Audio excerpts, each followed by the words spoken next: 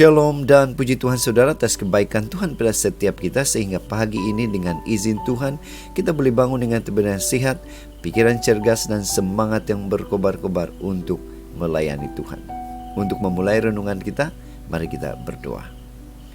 Bapa di syurga, terima kasih karena Engkau bersama dengan kami sementara kami mendengar dan mempelajari firman Tuhan. Dalam nama Yesus kami sudah berdoa. Amin. Saudara dan saudari yang dikasihi dalam Kristus, tajuk renungan kita pagi ini ialah perintah dan jemputan. Apa beza perintah dengan jemputan? Firman Tuhan di dalam Yohanes 13 ayat 34 mengatakan, Aku memberikan perintah baru kepada kamu, yaitu supaya kamu saling mengasihi, sama seperti aku telah mengasihi kamu, demikian pula kamu harus saling mengasihi. Saudara, bacaan kita hari ini saya kutip di dalam Yohanes pasal 13 ayat 31 sehingga 35. Ini merupakan suasana percakapan Yesus Kristus dengan murid-muridnya di meja makan perjamuan. Ada sebuah ilustrasi. Apa bezanya perintah dan jemputan?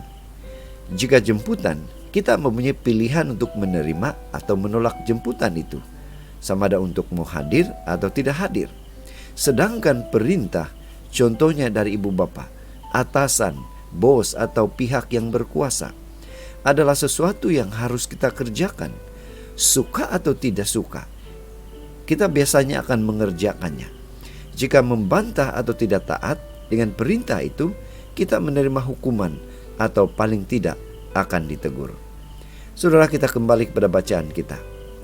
Saat perjamuan makan itu selesai, Yudas pun pergi. Tetapi apakah yang dilakukan oleh Yesus bersama ke-11 murid yang masih ada di meja perjamuan itu? Mereka berbincang-bincang tentang hal-hal yang bermanfaat, berbincang mengenai hal-hal yang rohani. Sebagai seorang Kristen, banyak perintah Tuhan yang harus kita kerjakan. Salah satu perintah terpenting dari Yesus Kristus adalah perintah untuk saling mengasihi.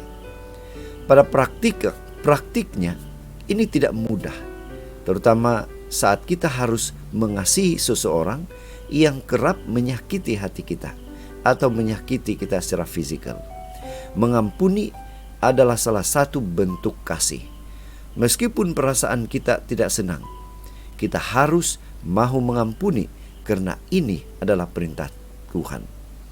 Kita tidak berhak memilih dan harus mengerjakannya. Yesus sebenarnya ingin kita mengalahkan kedagingan kita. Salah satunya ialah dengan senantiasa saling mengasihi dalam perkataan dan perbuatan. Yang menjadi pertanyaan, bagaimana dengan kita?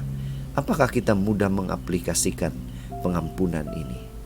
Saudara, berbuat baik kepada orang yang jahat, memberikan pertolongan pada orang yang menipu kita, memaafkan saudara yang memfitnah adalah beberapa contoh perbuatan kasih yang mudah diucapkan namun tidak mudah dipraktikkan. Saudara, meskipun tidak mudah, saat kita mahu taat kepada perintah Yesus, perintah Tuhan, kebebasan dan ketenangan di dalam jiwa akan kita perolehi. Saat kita menyenangkan hati Tuhan, kita siap sedia mengerjakan berbagai perintah Tuhan. Jika kita bersedia taat pada perintah Tuhan, Tuhan pasti akan memampukan kita untuk menjalankan atau melakukan kehendak-Nya. Itu sebabnya pada pagi ini saudara, mari kita ingatkan diri kita dan praktikan bahwa kasih Tuhan yang tidak terbatas itu pasti akan memampukan kita untuk boleh mengasihi sesama tanpa memandang bulu.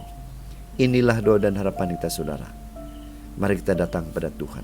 Tuhan pasti, menurut janji Tuhan, Dia akan memampukan kita sehingga kita boleh tetap semangat mengasihi sesama melalui pengampunan dan sebagainya, karena itu adalah perintah Tuhan. Mari saudara, kita tetap setia, tetap semangat, tetap positif, tetap sehat bersama dengan Tuhan sampai Maranatha. Tuhan memberkati kita. Mari kita berdoa. Bapa Surgawi, terima kasih atas kebaikan-Mu karena bersama dengan kami pagi ini dan mengingatkan kami untuk mengasihi. Karena ini adalah perintah Tuhan pada setiap kami.